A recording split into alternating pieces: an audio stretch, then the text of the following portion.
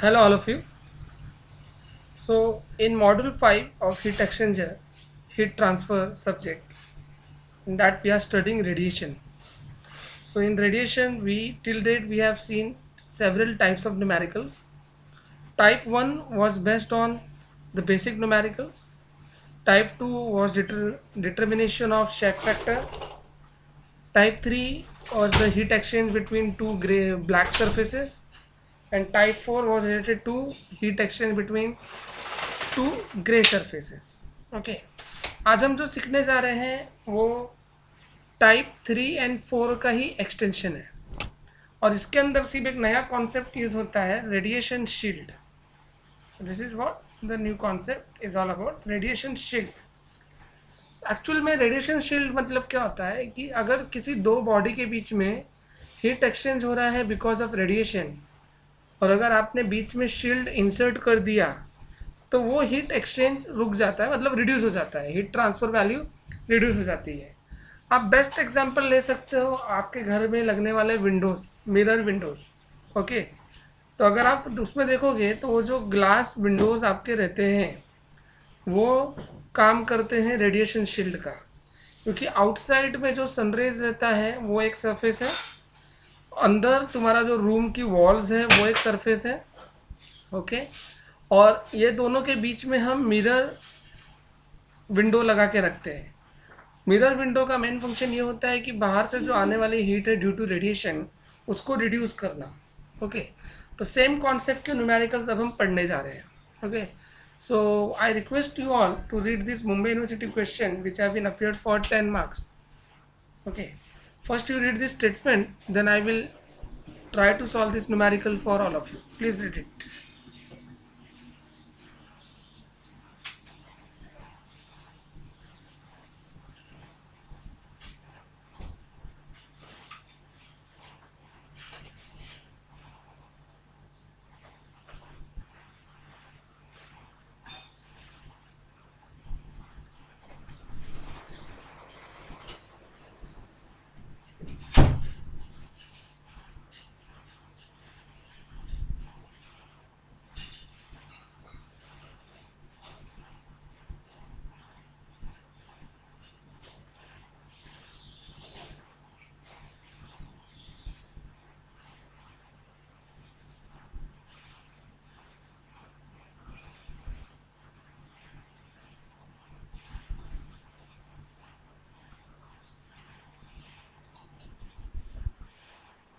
Okay, so as given in the question, they are asking you to find out the heat transfer rate per unit area due to radiation. तो आपको heat transfer rate due to radiation find करना है, और heat exchange जो दो surface के बीच में हो रहा है उसको पर यूनिट एरिया लेना है. Between two infinitely long parallel planes, तो दो इन्फाइनाइटली लॉन्ग पैरेलल प्लेन्स है, उसके बीच में हीट ट्रांसफर हो रहा है. The first plane has emissivity 0.4 and that is being maintained at 200 degrees centigrade. The second plane has emissivity 0.2 and that is being maintained at 30 degrees centigrade. If the radiation shield having emissivity 0.05 is introduced between these given planes, find the percentage reduction in heat transfer rate and the steady state temperature attained by the radiation shield. As I told you earlier, radiation shield is used to reduce the heat transfer rate between the two surfaces. Okay, तो हमको वही find करना है कि because of radiation shield कितना percentage से heat transfer rate reduce होने वाला है. तीसरी चीज़ जो नेक्स्ट हमको फाइंड करनी है वो है study state temperature attend by radiation shield.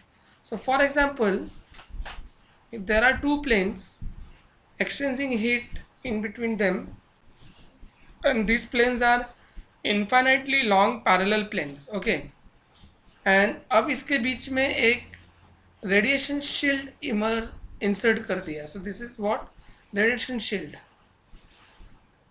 तो रेडिएशन शील्ड कितना टेम्परेचर अटेंड करेगा वो हमें फाइंड करना है. At the same time radiation shield लगाने से हीट ट्रांसफर रेट कितने अमाउंट से रिड्यूस हो जाएगा वो हमें फाइंड करना है. तो पहले तो मेरा एम ये होना चाहिए कि without radiation shield what is the heat transfer rate. Okay, without um a radiation shield what is the heat transfer rate, and उसके बाद रेडिएशन शील्ड लगाया तो what is heat transfer rate, and accordingly I can get the difference in previous case that is without radiation shield and in after case that is with radiation shield. So by keeping that in our mind, let's start with the numerical. So case 1, I am assuming that there is no heat exchange, net heat exchange without shield. So मैंने आपको पहले ही बताया without shield हम consider करेंगे. So these are the two parallel planes, plane 1, plane 2. Plane 1 is being maintained with the temperature 200 degrees centigrade. So let's take in Kelvin 473 Kelvin. It is having emissivity value 0.4. Plane 2 is maintained at 30 degrees centigrade. That is having temperature 303 Kelvin, having emissivity value 0.2. Okay, तो ये condition आपको पहले से दी गई है, और दोनों के बीच में जो एरिया है जो एक दूसरे को एक्सपोज हो रहा है वो पर यूनिट एरिया लेने बोला है. So A1 is equal to A2 is equal to 1 metre square, and this value is given in the first statement of your numerical. Okay, so in that way ये आपको given के हिसाब से drawing बना गई. अब ये देखो, ये दोनों बॉडी की एमिसिविटी वैल्यू दी गई है आपको.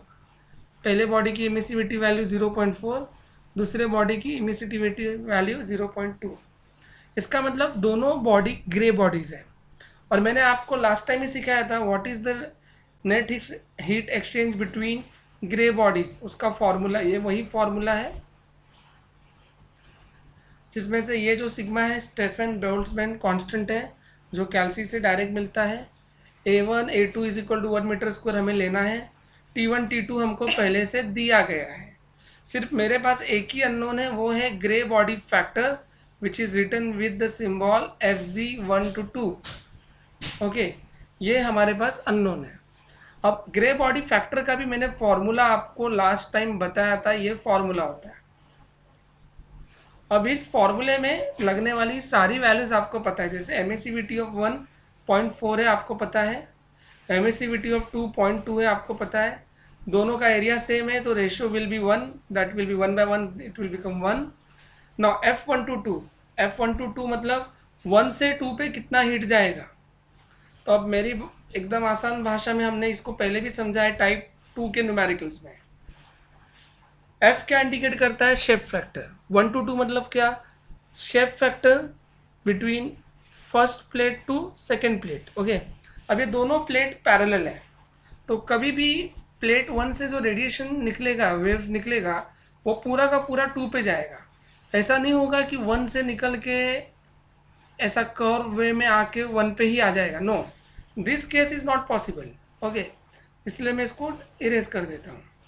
तो व्हाट इज पॉसिबल, 1 से जो भी रेडिएशन निकलेगा वो पूरा का पूरा 2 पे जाएगा. Because of what? Because of plane surfaces. So ये हमने लास्ट टाइम भी न्यूमेरिकल्स में देखा था. तो यहाँ पे F1 to 2 का वैल्यू कितना डालना है? हमें 1 डालना है. ओके, तो आप देख सकते हो F1 to 2 का वैल्यू मैंने 1 डाला है, बाकी सारी वैल्यूज हमारे पास है. तो इस हिसाब से FG1 to 2 का वैल्यू 0.1538 आ गया. और इस हिसाब से देन ये आपका बेसिक इक्वेशन है ये. ओके, इसके अंदर आप सारी वैल्यूज डाल दो और वो जो सिग्मा है वो कैल्सी में कांस्टेंट 31 दबाओगे तो आ जाएगा. सारे वैल्यूज डालने के बाद आपको हीट एक्सचेंज वैल्यू मिल जाएगी 363 वाट. अब ये जो वैल्यू मिली है ये है विदाउट रेडिएशन शील्ड. अब हमको क्या बोला है? रेडिएशन शील्ड इंट्रोड्यूस करना है. सो एकदम आसान तरीके से इसको समझने की कोशिश करो, क्योंकि अगर आप टेक्स्ट बुक्स देखोगे तो you will get lots of confusion. But let me explain this with the simplest concept. तो अभी इसमें हमें क्या करना है? देखो, ये आपका प्लेन सरफेस 1 ये पहले से ही है, उसकी ये वैल्यूज़ हमें पहले से पता है. ये आपका प्लेन सरफेस 2 है, वो भी पहले से था, उसकी ये वैल्यू भी हमें पता है. बीच में अब नया आया है रेडिएशन शील्ड. तो ये तुम्हारे लिए कुछ नया है. This is what? Radiation shield which is new to you all. Okay, उस रेडिएशन शील्ड का एमिसिविटी वैल्यू 0.025 है. तो मैंने उसको अगर नंबरिंग 3 किया है तो उसको emissivity 3 epsilon 3 is equal to 0.05 लिख दिया. अब उसका टेम्परेचर कितना होगा? T3 होगा, जो कि अननोन है, वो फाइंड करना है हमें. अब क्या होगा? जितना हीट 1 से 2 पे जा रहा था नेट हीट एक्सचेंज जो हो रहा था वो हीट अब डायरेक्ट नहीं होगा, अब वो 1 से 3 पे जाएगा, you can see here, and then 3 से 2 पे जाएगा। ओके, सो इन दैट वे आपका हीट एक्सचेंज होगा। बट अगर हम स्टैंडर्ड कंडीशन समझे तो फाइनली 1 से 2 पे उतना ही पहुंचेगा जितना 1 से 3 पे गया और 3 से 2 पे गया। हम ये मॉड्यूल 2 में भी करते आए हैं, 3 में भी करते आए हैं और 4 में भी करते आए हैं। सो इन दैट वे हम ये इक्वेशन इजीली लिख सकते हैं, और ये इक्वेशन अगर लिखने का लॉजिक समझ गया तो आपको इसके पीछे का पूरा बैकग्राउंड समझ गया। तो मुझे कहना ये था 1 से 3 पे जो हीट जाएगा उतना ही हीट 3 से 2 पे जाएगा, और फाइनली 1 से 2 पे, in that way all are equal to each other, ऐसा बन जाएगा। ठीक है, सो ये इस बेसिस पे इक्वेशन 1 मैंने लिखा है। So 1 to 3 then 3 to 2 equal to 1 to 2। Okay, अब इस बेसिस पे इक्वेशन 1 लिखने के बाद आप देख सकते हो मैंने 1 to 3 मतलब ये 1 और ये 3, इसके लिए फॉर्मूला लिखा जो कि हम पहले से लिखता है, ग्रे बॉडी फैक्टर वाला फॉर्मूला। देन 3 to 2 इसके लिए ये फॉर्मूला रहेगा। तो जब हम 3 to 2 लिख रहे हैं तो तुम्हारा एमिटर 3 हो गया, रिसीवर 2 हो गया। 1 to 3 लिख रहे हैं तो एमिटर 1 हो गया, रिसीवर 3 हो गया। ये चीज़ें मैंने आपको ऑलरेडी प्रीवियस लेक्चर्स में बता चुका हूँ। ओके, तो ये फॉर्मूला भी आपका ग्रे बॉडी फैक्टर वाला जो टाइप 4 में फॉर्मूलाज लिखते थे वैसा ही है, और इनफैक्ट अभी भी हमने इस तरह का फॉर्मूला यहाँ पे यूज़ किया है। ओके, तो उस हिसाब से मैंने नंबरिंग के हिसाब से मैंने ये चीज़ें लिख दी यहाँ पे, तो फॉर्मूला लिख दिया। बट अभी इक्वेट करते वक्त मैंने 1 to 3 एंड 3 to 2 को ही इक्वेट करके इक्वेशन 1 लिखा है। ओके, इक्वेशन 1 में हम क्या लिख रहे थे, 1 to 3 is equal to 3 to 2 is equal to 1 to 2। Okay, but equation A में मैंने सिर्फ ये दो चीज़ों को ही इक्वेट किया है। I am talking of this two things. So 1 to 3 is equal to 3 to 2 and accordingly grey body factor के फॉर्मूलेस लिखे। अब आप देख सकते हो ये तीनों surfaces 1, 2 and 3 are parallel to each other. Okay, तो इनकी एरिया भी सेम रहेगी आमने सामने, अगर इनको ऐसा अपोजिट वे में रखा है तो इसी तरीके से A1 और A3 कैंसल आउट होता है। ओके, देन सिग्मा, सिग्मा मतलब क्या, स्टेफन बोल्ट्जमैन लॉ, ये कांस्टेंट वैल्यू है, ये भी फिक्स होगा, तो ये और ये भी कैंसल आउट हो गया। तो इस हिसाब से आपका equation Fg1 to 3 into T1⁴ minus T3⁴ is equal to Fg3 to 2 into T3⁴ minus T2⁴ बचता है। अब इसमें Fg1 to 3 मतलब क्या है, ग्रे बॉडी फैक्टर। अब ग्रे बॉडी फैक्टर का फॉर्मूला हम कैसे लिखते हैं इसके ऊपर लास्ट लेक्चर में पूरी चर्चा हो चुकी है, और उस हिसाब से मैंने 1 मतलब एमिटर है और 3 मतलब रिसीवर है, इस हिसाब से मैंने यहाँ पे नंबरिंग कर दी है। ओके, एमिसिविटी ऑफ 1 0.4 है, आपको पता है। एमिसिविटी ऑफ 3 0.05 है, आपको पता है।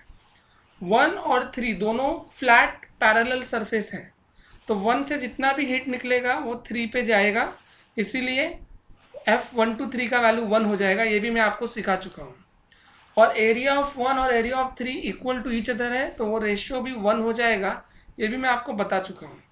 तो इस हिसाब से आपको Fg1 to 3 का वैल्यू मिल जाएगा 0.0465। अब मुझे निकालना है Fg ऑफ 3 to 2, तो सेम वे इस सेम ग्रे बॉडी फैक्टर के कॉन्सेप्ट के फॉर्मूले के अकॉर्डिंग हम आगे बढ़ेंगे। ओके, तो यही दो वैल्यू क्यों निकाल रहा हूँ मैं, Fg1 to 3, 3 to 2। See the equation A, equation A में ये कैंसिल आउट होने के बाद, यहाँ पे कैंसिल आउट होने के बाद Fg1 to 3 बचा था और यहाँ पे Fg3 to 2 बचा था, तो इस हिसाब से Fg3 to 2 ये फॉर्मूला हमने यहाँ पे डाला। Okay, and accordingly we have substituted the emissivity of 3 and emissivity of 2। Same thing is applied for F3 to 2, that 3 and 2 both are parallel to each other, and वो parallel है और plane surface है, तो उनका जो value होगा F3 to 2 का 1 होगा। Area of 3 and area of 2 same है, क्योंकि एक दूसरे को प्लेन पैरेलल सरफेस रखा है, इसलिए ये रेशियो भी 1 हो गया। Accordingly you will get Fg3 to 2।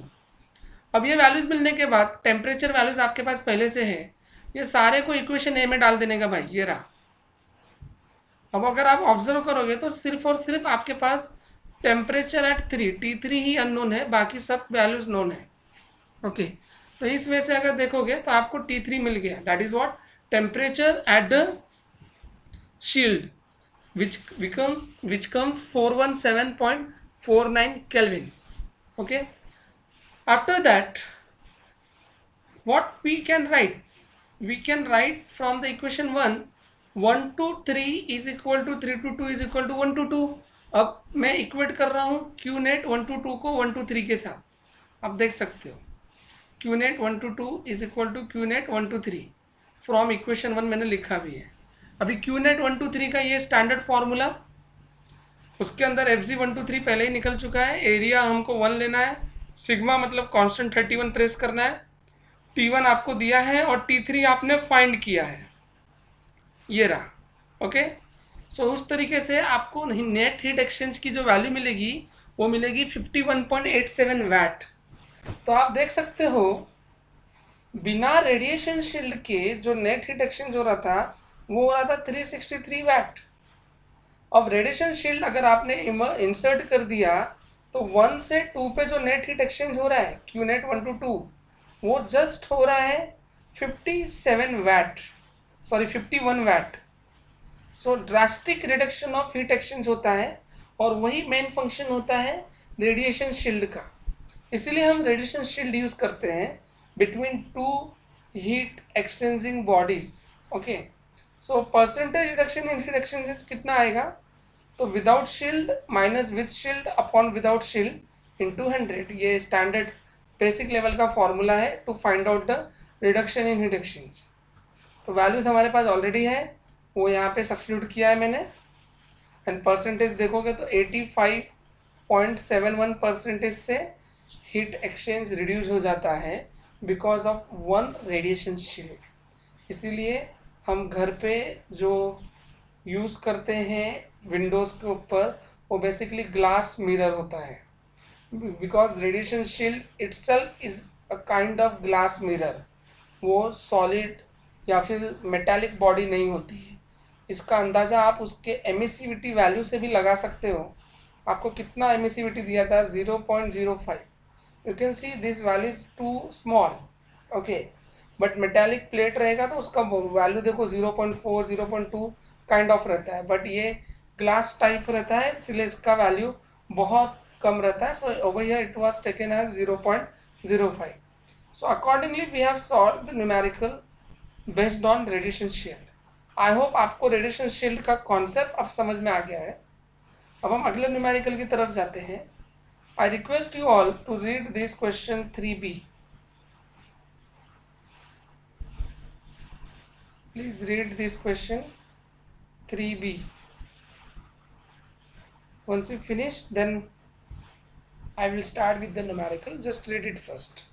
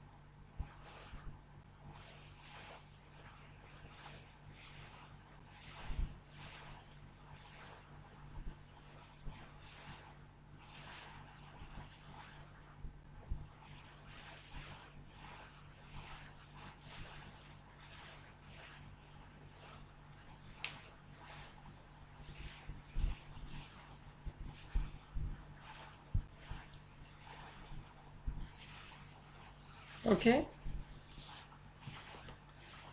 So they are asking you to get the net radiation from one surface of two parallel plates which are maintained at T1 and T2 is to be reduced by 80 times. अब ये reduced by बोला है, इसको ध्यान देना. reduced to नहीं बोला है, reduced by बोला है. जब by बोलते हैं तो हम divide करते हैं, आपको पता रहेगा. और जब reduced to बोलते हैं तो हम उस टाइम पे मल्टीप्लाई करते हैं, वो पता रहेगा. ठीक है, तो ये बेसिक इंग्लिश यूज़ किया गया है, तो इस पर कंफ्यूज मत होना. रिड्यूस बाय बोला है यहाँ पे. So calculate the numbers of screens to be place between two surfaces to achieve the reduction in heat exchange, assuming the emissivity of screen as 0.05 and that of surfaces as 0.8. ये question क्या कहना चाहता है कि दो surface है, दो surfaces का टेम्परेचर मेंटेन है T1 एंड T2, और उनके बीच में जो नेट हीट एक्सचेंज हो रहा है उसको 80 टाइम्स से रिड्यूस करना है.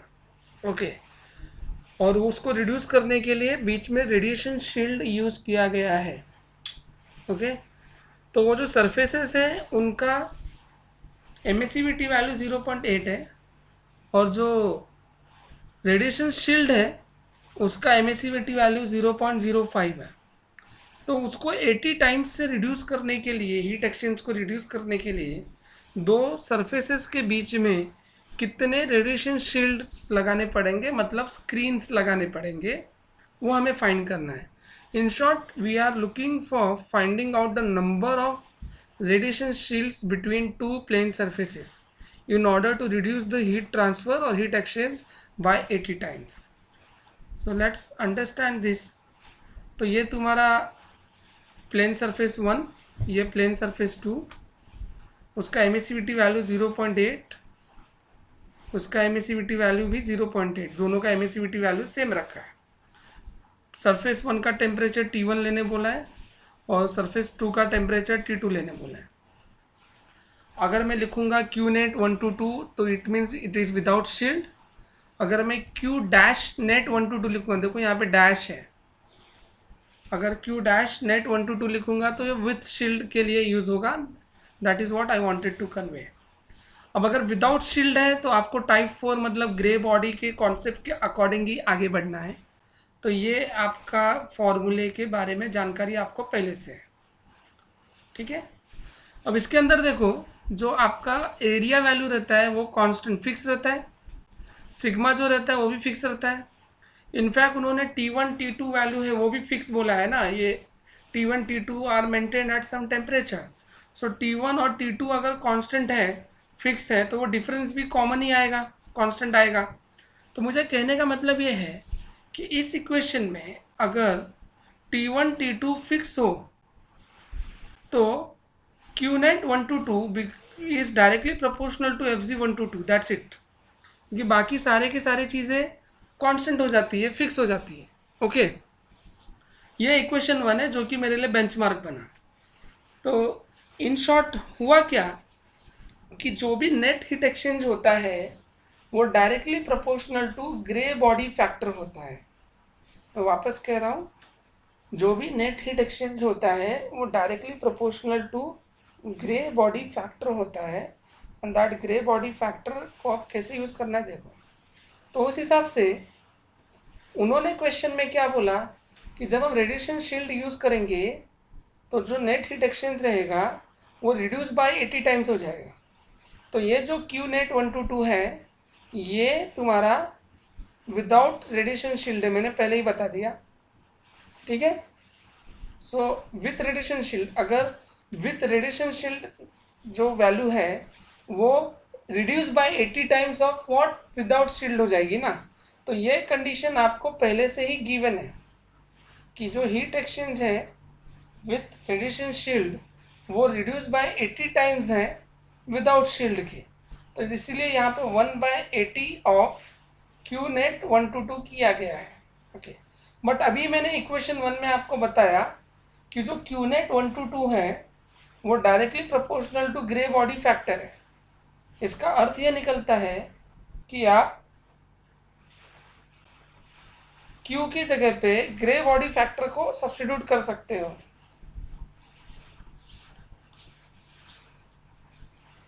ओके, सो यहाँ पे आप देख सकते हो मैंने क्यू नेट के जगह पे एफ जी डैश 1 to 2 लिखा है। क्यों? क्योंकि ये दोनों प्रोपोर्शनल टू ईच अदर होते हैं, तो यहाँ पे मैंने डाला है। देन 1/80 एज इट इज़ रखा है, और यहाँ पे भी क्यू नेट 1 to 2 की जगह पे एफ जी 1 to 2 लिखा है। इन शॉर्ट आप हीट एक्सचेंज के इक्वेशन को in terms of grey body factor में भी लिख सकते हो, बट ये जो वैल्यू है ये विद शील्ड के लिए है, और ये जो वैल्यू है ये विदाउट शील्ड के लिए है। अभी आपको पता ही रहेगा विदाउट शील्ड के लिए ग्रे बॉडी फैक्टर का स्टैंडर्ड फॉर्मूला है, ठीक है। ये फॉर्मूले के ऊपर ऑलरेडी बहुत सारा डिस्कशन हुआ है।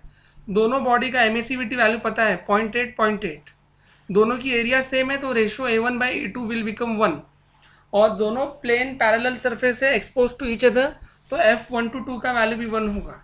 इसके अकॉर्डिंग आपको FG 1 to 2 का वैल्यू 0.666 मिलेगा। ये चीज़ हम करते हुए आए हैं। अब मैं आपको जो नया चीज़ बताने जा रहा हूँ वो ये है कि ये जो वैल्यू मिली आपको FG 1 to 2, वो आप उठा के इस रिलेशन में डालोगे यहाँ पे, ओके। तो आपको grey body factor with shield का वैल्यू मिल जाएगा। वो देखो मैंने यहाँ पे किया है 1/80 ऑफ दैट किया, तो आपको grey body factor with shield का डायरेक्ट वैल्यू मिल गया।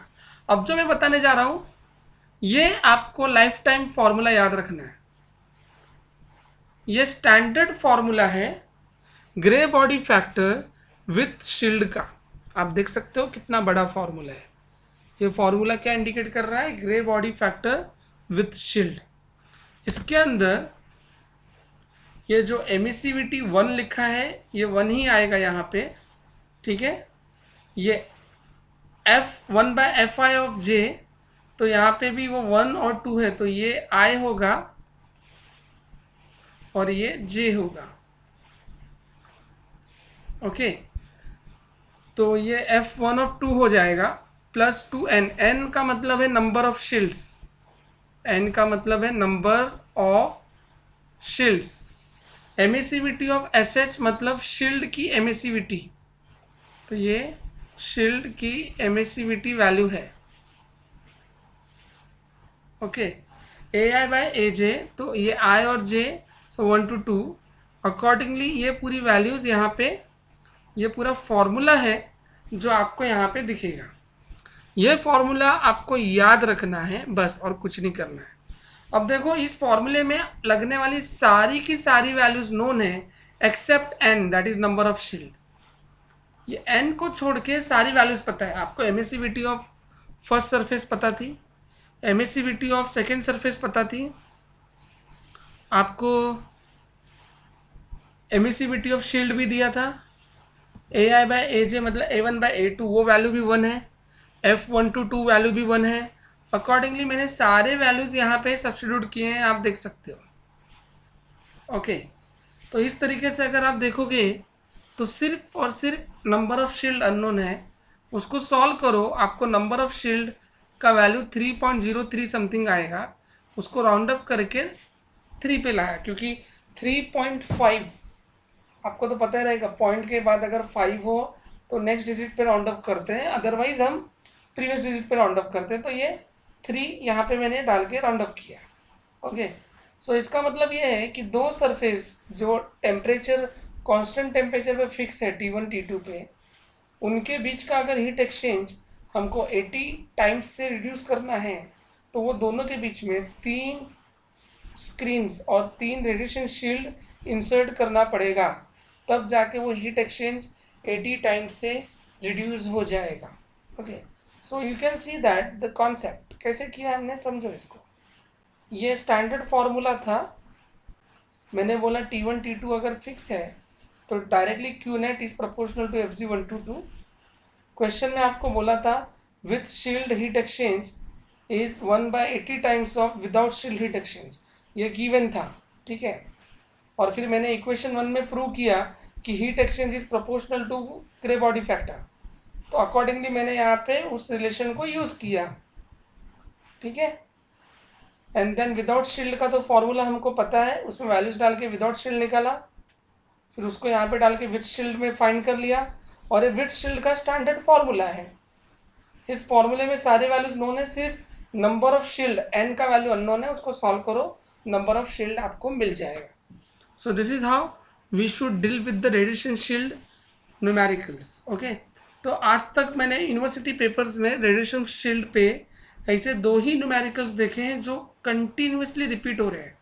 एक नंबर ऑफ शील्ड्स फाइंड करने वाला numerical means this one, okay, और एक न्यूमेरिकल जो मैंने आपको पहले करके दिया ये वाला।